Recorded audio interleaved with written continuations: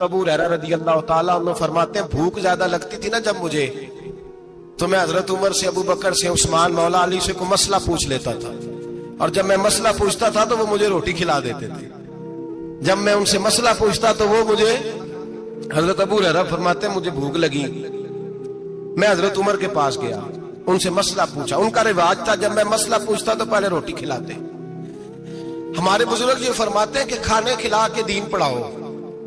सिर्फ तुम्हारा कुतुब खाना नहीं खुला होना चाहिए, तुम्हारा दस्तरखान भी खुला होना चाहिए। किसी ने नबी पाक सल्लल्लाहु अलैहि वसल्लम से पूछा था बेहतरीन मुसलमान कौन है? हुजूर ने फरमाया जो सलाम लेने में पहल करे और रोटी ज्यादा खिलाए, जो रोटी हर वक्त फिक्र करे आ यार तो रोटी खा ले, रोटी खाने की तरफ तवज्जो दिलाए। खिलाना सुन्नत है, ज्यादा खाना इसमें भी फर्क रखे।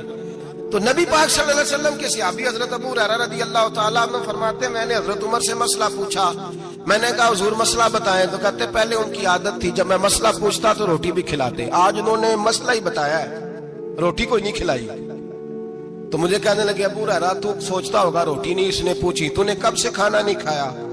मैंने कहा आज सुबह से। तो जनाब उमर कहने लगे मैंने कल सुबह से नहीं खाया।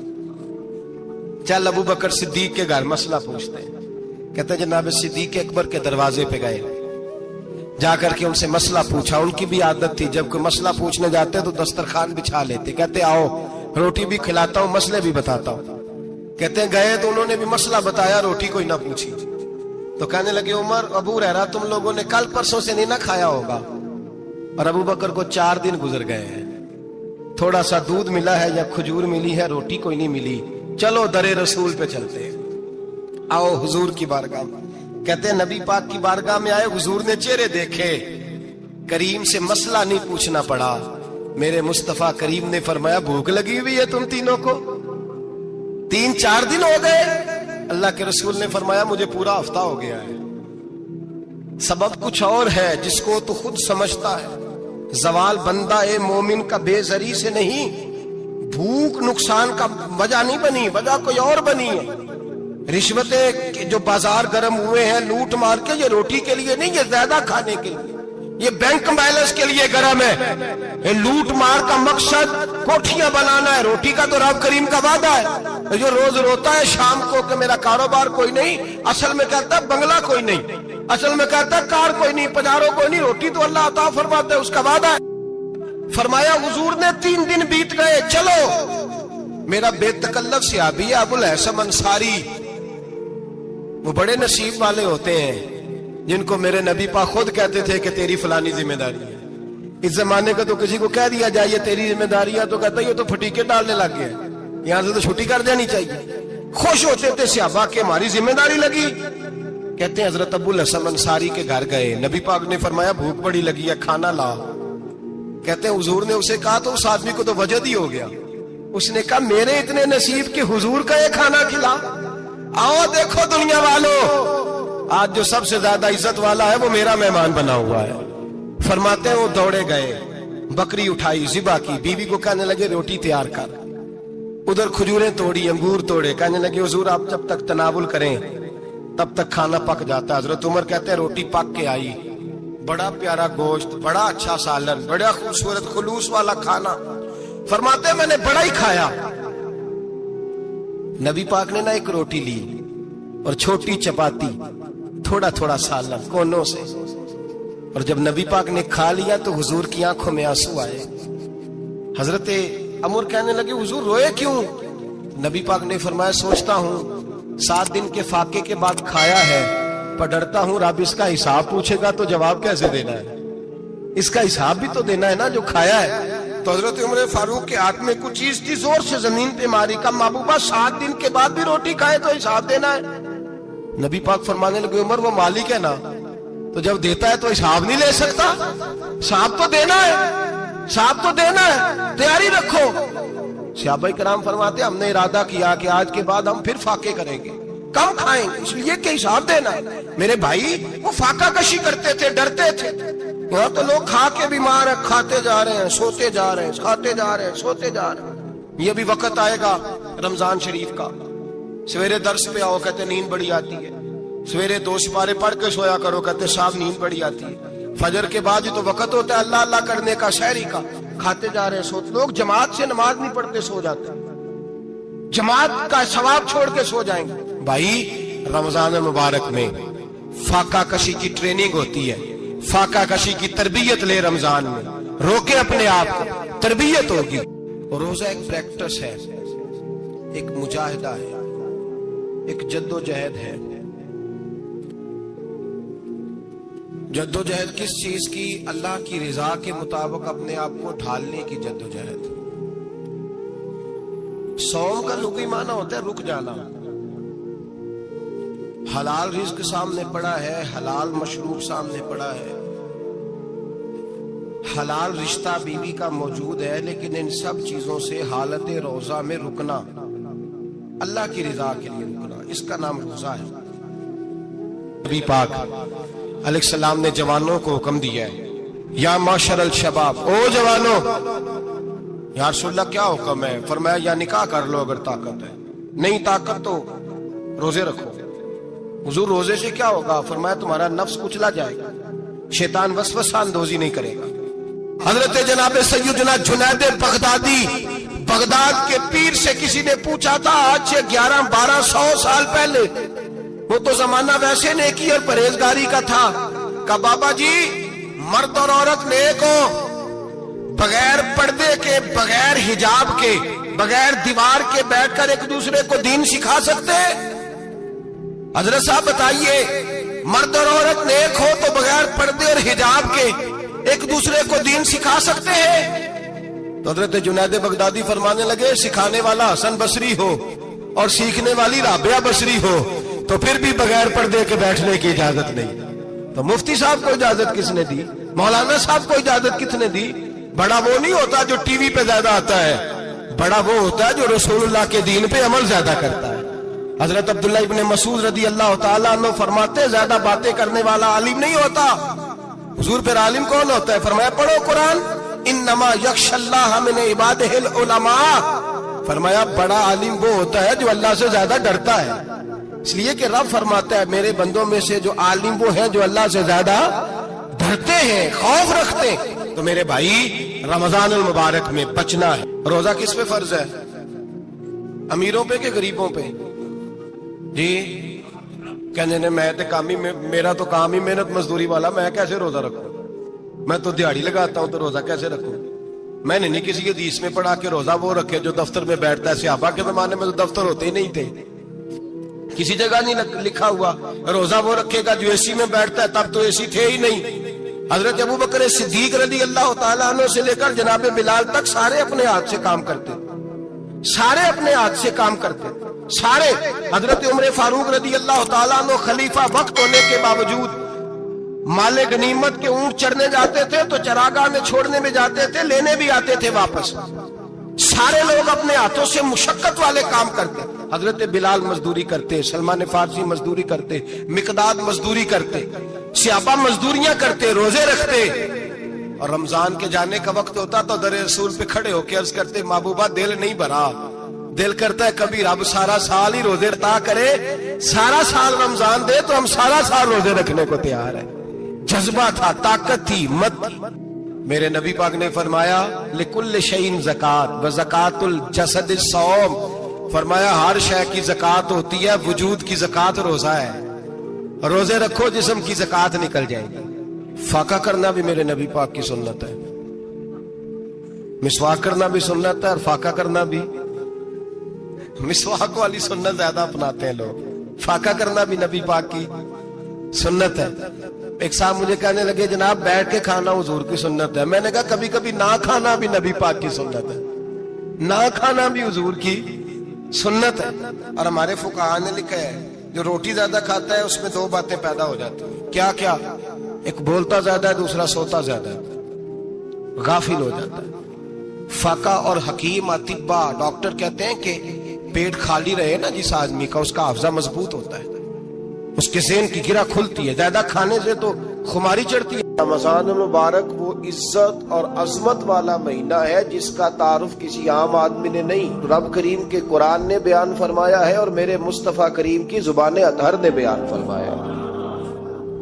کہ نہ آنے سے پہلے بخاری مسلم میں حدیث ہے، حضرت سلمان فارسی رضی اللہ تعالیٰ عنہ کہتے ہیں رمضان شروع ہونے سے پہلے نبی پاک نے ہمیں مسجد میں بلایا اور خطبہ ارشاد فرمایا باقاعدہ، اور ارشاد فرمایا لوگوں تم پر ایک مہینہ آنے والا ہے جس میں اللہ اپنے بندوں پر خاص قسم کی رحمتوں کا نزول فرماتا ہے۔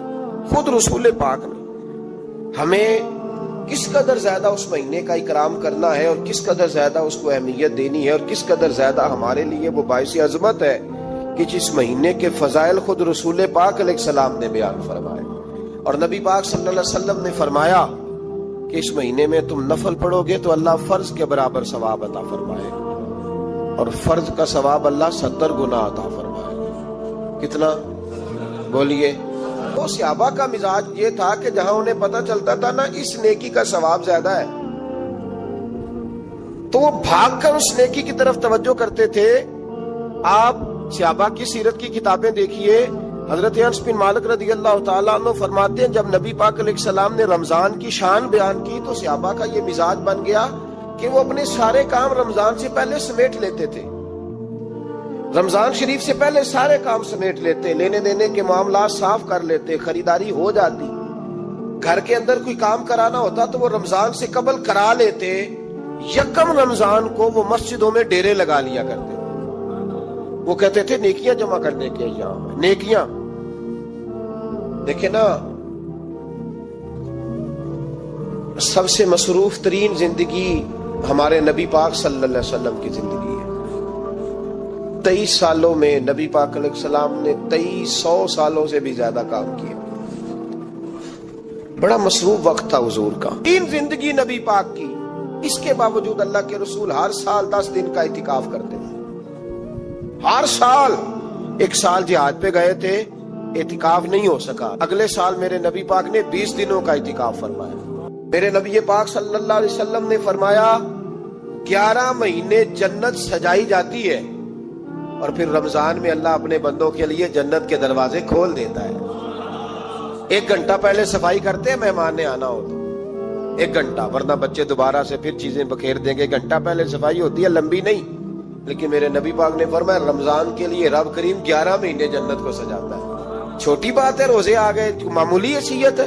ہم لوگ انہی معاملات میں، میں منع کرتا ہوں، ہمیشہ منع کرتا ہوں، آپ کو ہر سال منع کرتا ہوں، میں پابندی سے 1-2 اخبار ڈیلی دیکھتا ہوں، میرا ناشتہ نہیں ہوتا جب تک اخبار نہ ہو، چونکہ بزرگوں کا فتویٰ ہے جمعے کا خطبہ وہ دے جو عالمی حالات سے باخبر ہو۔ ہم کوئی رسمی تقریر نہیں کرتے کہ لوگوں کو کہیں کہ روزے آ گئے تو کون سا مہینہ چل رہا ہے تو مہینے کے حساب سے خطاب ہو۔ رسول اللہ صلی اللہ تعالی علیہ وسلم کی امت کے جو ذمہ دار اور پہرے دار ہوتے ہیں انہیں امت کی پہرے داری کرنی ہوتی ہے، اس لیے وہ یہ نہیں دیکھیں گے کہ کون سا موضوع چل رہا ہے اس پر میں نے 1 گھنٹہ گزارنا ہے، ترجیحات پر بات ہوگی۔ بات یہ عرض کر رہا تھا کہ میں رمضان شریف میں اخبار نہیں دیکھتا، میری اپیل ہے آپ سے کہ آپ رمضان شریف میں نہ رمضان ٹرانسمیشن بھی نہ دیکھیں، ٹی وی پہ خبریں بھی نہ سنیں، سارا سال سنیے خبریں، ہماری خبریں سننے سے ملک میں کیا انقلاب آ گیا ہے، وہ جو ہم نے چوک میں کھڑے ہو کے تجزیہ کیا تھا اس سے کتنے لوگ سنور گئے۔ چھوڑے، جتنا وقت ملے وہ آ کے مسجد میں بیٹھے، اللہ کے گھر میں وقت گزارے، ٹائم دیں، عبادت آپ کو زندہ کرے گی، روحانیت پیدا کرے گی، توانائی آئے گی، خوبصورتی آئے گی آپ کے اندر، آپ زندہ رہیں گے۔ دنیا داری دلوں کو مردہ کرتی ہے، قرآن کی تلاوت، اللہ کا ذکر، مسجد کی حاضری روح اور دل کو زندہ کر دیا کرتا ہے۔ مسجد میں بیٹھے، حضرت عائشہ صدیقہ رضی اللہ تعالیٰ عنہ فرماتی ہیں، تفسیر روح البیان میں موجود ہے، کہتی ہے ایک دن حضور اچانک میرے ساتھ آرام فرماتے بستر سے اٹھے نکل گئے۔ ہمیشہ نبی پاک علیہ السلام کا طریقہ مبارکہ تھا جب رات کو تہجد کے لیے اٹھتے تو کہتے ابو بکر کی بیٹی حق تیرا ہے، وقت تیرا ہے، پر اگر تو اجازت دے تو میں اپنے اللہ کو راضی کر لوں۔ آج حضور نے پوچھا ہی نہیں، بستر سے اٹھے چلے گئے، کہتی میں اٹھی، میں نے دائیں بائیں دیکھا، محبوب نظر نہ آئے، حضور کی طامت استعمال شدہ پڑی تھی، وہ طامت میں نے اٹھا کے اوڑھ لی اور میں نکل گئی حضور کو تلاش کرنے۔ کہتی ہیں جب میں باہر گئی مسجد نبی شریف کے ساتھ جنت البقیع کی جانب، نبی پاک سجدے میں تھے، کہتی ہے میں گئی، تھوڑی دیر کھڑی ہوئی، حضور نے آہٹ سنی تو پوچھا تو کون ہے؟ میں نے کہا میں عائشہ ہوں۔ تو محبوب نے فرمایا یہ عائشہ کون ہے؟ میں نے کہا یا رسول اللہ میں آپ کی زوجہ. فرمایا زوجہ کیا ہوتی ہے؟ یا رسول اللہ میں ابو بکر کی بیٹی. تو نبی پاک نے فرمایا یہ ابو بکر کون ہے؟ حضرت عائشہ کہتی ہے میرا کلیجہ پھٹنے کو آیا. میں وہاں سے پریشان حال واپس آئی. جب میں گئی تھی تب بھی ہلکی ہلکی بارش تھی, واپس لوٹی تو پھر بھی ہلکے ہلکے قطرے بارش کے گر رہے تھے. میں آ کے ہامتی کامتی بیٹھ گئی. تھوڑی دیر گزری تو نبی پاک تشریف لے آئے. تو حضور صلی اللہ تعالی علیہ وسلم نے مجھے پریشان دیکھا تو کہا عائشہ کیا ہوا؟ کہا حضور آج وہ ہوا ہے جو کبھی نہیں ہوا. یا رسول اللہ میں پریشان ہو گئی. حضور عجیب بات ہے, میں گئی ہوں, آپ نے پوچھا کون ہے تو میں نے کہا میں عائشہ. کا عائشہ کون؟ آپ کی زوجہ. فرمایا زوجہ کون؟ ابو بکر کی بیٹی. کا ابو بکر کون؟ اور پھر حضور میں گئی ہوں تو میرے کپڑے بھیگ گئے, آپ آئے ہیں تو کپڑے خشک ہیں, سمجھ نہیں آئی. تو لفظ سنو حدیث کے. نبی پاک نے فرمایا عائشہ لی مع اللہ وقت, میرا اپنے اللہ کے ساتھ ایک وقت ہوتا ہے. کس کے ساتھ؟ آج میرا دوستوں کے ساتھ وقت ہے, آج میرا گھومنے کا وقت ہے, آج میرا خوش گپیوں کا وقت ہے, آج میرا سیاحت کا وقت ہے, آج میرا پکنک کا وقت ہے. میرے نبی پاک نے فرمایا لی مع اللہ وقت, عائشہ میرا اپنے اللہ کے ساتھ, میرا اپنے اللہ کے ساتھ ایک وقت ہوتا ہے. اس وقت نہ وہاں کوئی فرشتہ آ سکتا ہے, نہ کوئی نبی اور مرسل آ سکتا ہے.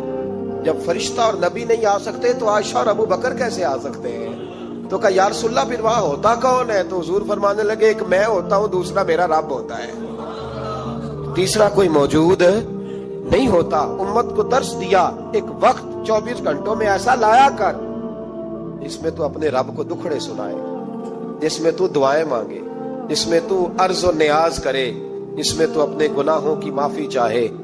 اعلیٰ حضرت کے والد گرامی سے کسی نے پوچھا مولانا نقی علی خان صاحب سے کہ حضرت جی فرعون 500 سال ہی حکومت کر گیا, 500 سال ہی حکومت کر گیا, اللہ کا مقابلہ کرنے والا پکا کافر بے ایمان. تو آپ فرمانے لگے ملا رومی کی وہ کتاب پڑھو مثنوی, جس میں انہوں نے لکھا ہے کہ جب ساری دنیا سو جاتی تھی تو فرعون اٹھ کے مصلی پہ بیٹھتا تھا, کہتا تھا یا اللہ معاف کر دے, رب تو ہی ہے, گناہگار بڑا ہوں پر مہربانی کر. روز معافیاں مانگتا تھا تو رب کریم کی قدرت نے مہلت دی کہ روز توبہ کرتا ہے, چلو ایک دن سچی بھی کاری جائے تو اچھا ہے. اللہ نے مہلت دی. اور میرے بھائی اگر تو روز رات مصلی پہ بیٹھے تو تجھے مہلت ملے, عذاب نہ ہے. اگر تو اپنے رب کے ساتھ تنہائی کرے تو اللہ تجھے مہلت دے, سزا نہ دے. لیکن ہم یہ وقت نکالتے ہی نہیں.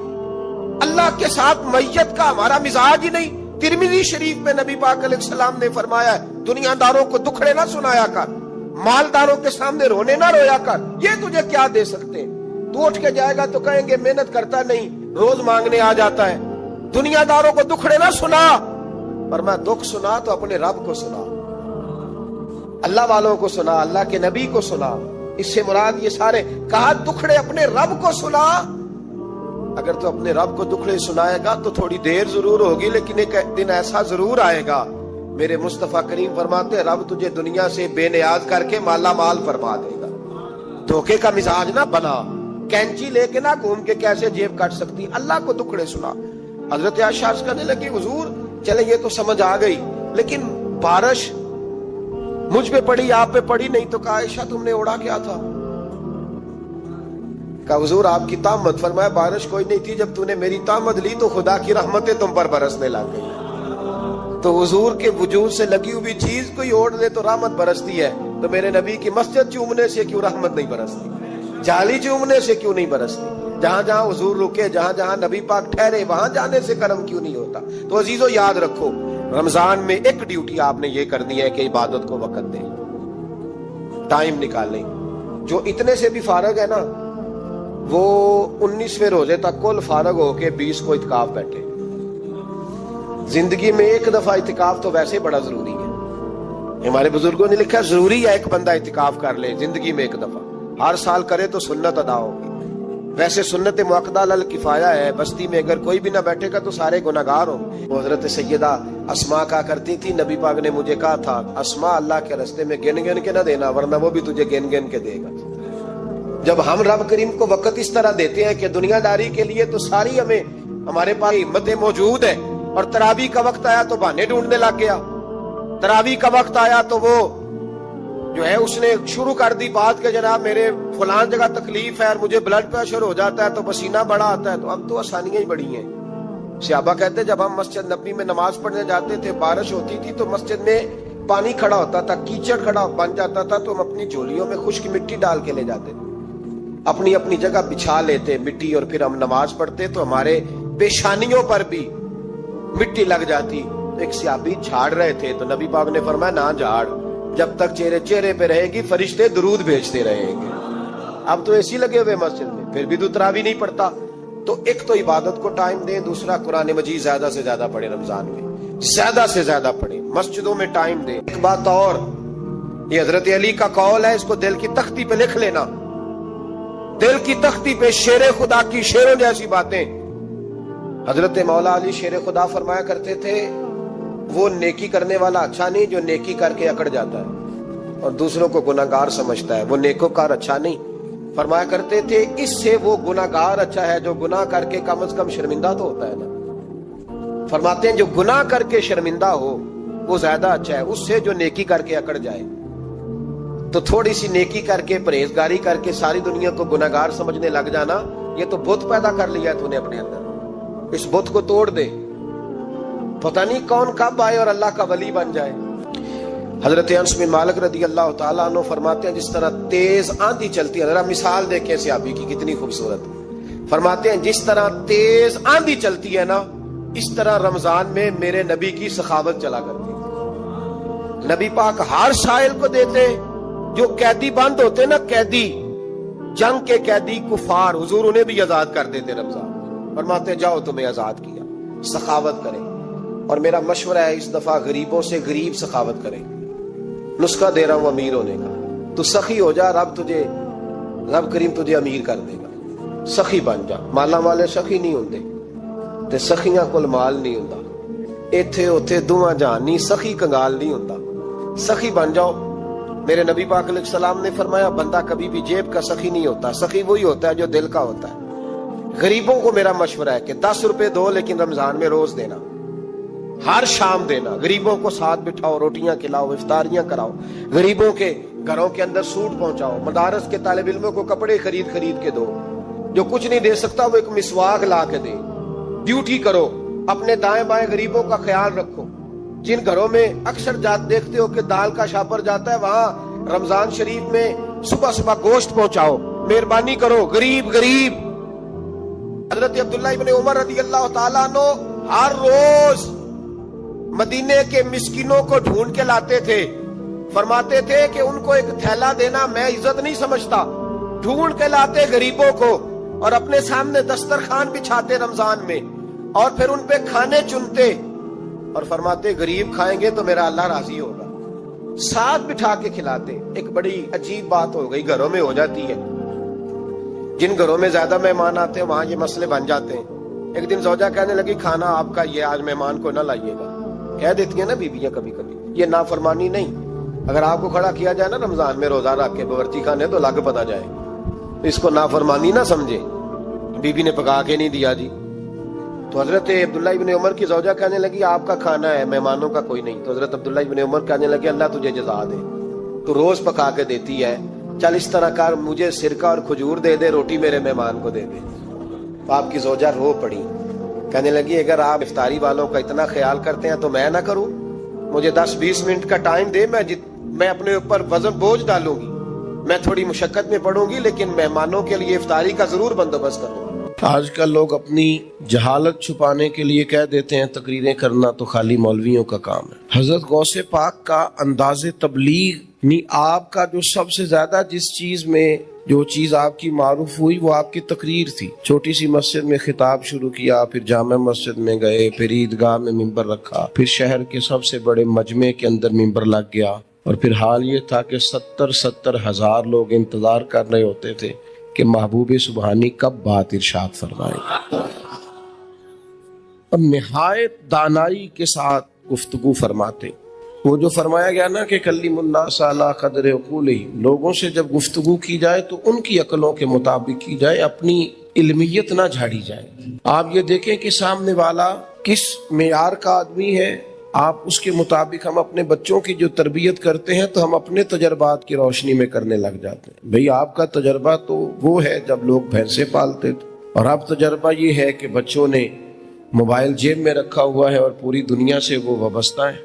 تو آپ ضرور اپنے تجربات کی بات کریں، پر نئے دور کا تقاضا بھی تو سمجھیں، اس آدمی کی مجبوری بھی تو سمجھیں. وہ جس ادارے میں جاتا ہے، جہاں جا کے بیٹھتا ہے، جن لوگوں کے بیچ وہ وقت گزارتا ہے، جس طرح کے سوال اس کے ذہن پر اٹھتے ہیں، اسے اس طرح کے جوابات چاہیے. اور پھر بات ایک ہی ہوتی ہے، اس کو اگر سلیقے سے ذرا کر لیا جائے نا، اسی بات کو ذرا سلیقے سے. آپ چھوٹا بچہ ہوتا ہے بالکل 2-3 سال کا، اس کو کوئی نہیں پتا غصہ کس کو کہتے ہیں اور مسکراہٹ کس کو کہتے ہیں. اس کی طرف آپ گھور کے دیکھ لیں، وہ رونے لگ جاتا ہے، اور آپ اس کی طرف دیکھ کے مسکرائیں، وہ بھی مسکرانے لگ جاتا ہے. تو لہجے کا اثر تو 3 سال کا بچہ بھی قبول کرتا ہے، تو آپ 18 سال کے بیٹے پر لہجے کا اثر کیا سمجھتے ہیں؟ نہیں ہوتا. حکمت، دانائی، تدبر. عارف رومی رحمۃ اللہ علیہ فرماتے ہیں کہ ایک شخص نے، ایک بادشاہ نے خواب دیکھ لیا. اس نے خواب میں دیکھا کہ میرے سارے دانت ٹوٹ گئے ہیں. تو ایک معبر کو بلایا، تعبیر کرنے والے کو. اس نے کہا یار وہ میں نے خواب دیکھی ہے، میرے سارے دانت ٹوٹ گئے. تو اس نے تعبیر بتائی. کہنے لگا آپ کے سارے رشتہ دار، بال بچے سب آپ کی زندگی میں فوت ہو جائیں گے. اس نے تلوار منگائی اور تعبیر بتانے والا بھی قتل کرا دیا. اس نے کہا سارے مر جائیں گے، میں نے جی کے کیا کرنا ہے؟ یہ کیسی خبر دے رہا ہے؟ بچوں کے جنازے اٹھاؤں گا. بادشاہ لوگ تھے، اللہ تعالیٰ معاف کرے، اس نے معاذ اللہ اتنا بڑا جرم کیا، بندہ مار ڈالا. شیخ فرماتے ایک اور بلایا تعبیر کرنے والا. اس سے کہا آپ تعبیر بتائیے. تو اس نے کہا تعبیر یہ ہے، بادشاہ آپ کو مبارک ہو، اللہ تعالیٰ اپنے خاندان میں سب سے لمبی عمر آپ کو عطا فرمائے گا. بادشاہ نے نا انعام منگوایا اور اس شخص کو انعام سے نوازا. تو بات مجھے بتائیے، یہ دوسرے والے نے بات کی ہے، بات اس نے وہی کی ہے نا جو پہلے والے نے کی تھی. لیکن پہلے والے نے کہا تیرے سارے خاندان والے تیری زندگی میں مر جائیں گے. اس نے کہا اللہ تجھے سب سے. تو بات اگرچہ بے سلیقہ ہو کلیم، بات اگرچہ بے سلیقہ ہو کلیم، پر بات کرنے کو سلیقہ چاہیے. آپ کچھ لوگ ایسے ہیں جو کہتے ہیں فلانا بندہ جی نیرا خطیب ہے. تو میں آپ کو 20 شیوخ کی تاریخ بتا سکتا ہوں جو ایک واعظ کی تقریر سننے کے بعد شیخ الحدیث بن گئے. ان کی دین کی طرف رغبت اس مبلغ کی وجہ سے ہوئی، اس دائی کی وجہ سے ہوئی، اور بعد میں اللہ نے انہیں اعزاز عطا کیا. تو ہم کیا کرتے ہیں؟ ہم سلیقے کے ساتھ، ہم صوفیاء کا جو اصل مشن ہے وہ سلیقہ، جذبات کی رو میں بہ جانا، جذباتی باتیں کرنا. وہ میری کچھ طبیعت اس طرح کی ہے نہیں کہ کوئی ایسی بات کروں، اور موقع بھی مجھے نہیں ملتا. اب زیادہ وقت کے ساتھ مصروفیت زیادہ بڑھ گئی. تو ایک جگہ ایک محفل پہ جانے کا اتفاق ہوا، تو وہاں ممبر پر اور اسٹیج پر بیٹھنے والے 2-4 لوگ گفتگو کر رہے تھے، اور پھر ان کا یہ بھی اصرار تھا کہ میں بھی ان کی باتوں میں شامل ہوں. حالانکہ کچھ لوگوں کو کچھ باتیں نہیں بھی آتی تو ان سے نہیں بھی سننی چاہیے. تو ایک صاحب کہنے لگے جی میں تے نہ کل گیا سا تے محفل لٹ کے لے آیا. میں انہوں آخیا محفل لٹی دی تے نہیں، محفل نو تے کچھ دے کے آئی دے. تو آپ کو یہ کس نے شوق پیدا کیا کہ آپ لوٹ کے لے آئیں؟ آپ کہیں کہ میں گیا وہاں، میں نے حضور کا ذکر کیا، اللہ نے توفیق دی اور چند آنکھوں میں آنسو بھی آئے. کچھ لوگوں کی توجہ ہوئی مدینہ شریف کی جانب، کچھ کو اپنا سفر حرمین یاد آیا. آپ کیا لوٹ کے لے آئے ہیں؟ مثلا کیا تھوڑی داد امداد مل گئی تو لوٹ کے لے آئے آپ؟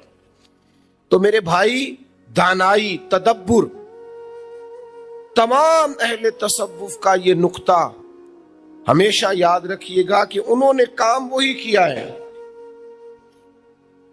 جو نبی پاک علیہ السلام کے تمام غلاموں کو کرنا چاہیے، بس ذرا حکمت سے کیا ہے، تھوڑا دانائی کے ساتھ کیا ہے، تھوڑا فہم و فراست کے ساتھ کیا ہے. آپ دیکھیے نبی کریم صلی اللہ تعالی علیہ وسلم نے نا فتح مکہ کے موقع پر جو پالیسی بنائی تھی نا، حضرت سعد ابن عبادہ رضی اللہ تعالیٰ عنہ علم بردار تھے، جھنڈا ان کے ہاتھ میں تھا، تو انہوں نے ایک بیان ایسا دیا جو اس پالیسی کے مطابق نہیں تھا۔ بندہ بڑا خاص ہے، آدمی بڑا معتبر ہے، خدمات بڑی عمدہ ہیں، لیکن ماحول اس طرح کا بن گیا ہے کہ حضرت سعد ابن عبادہ سے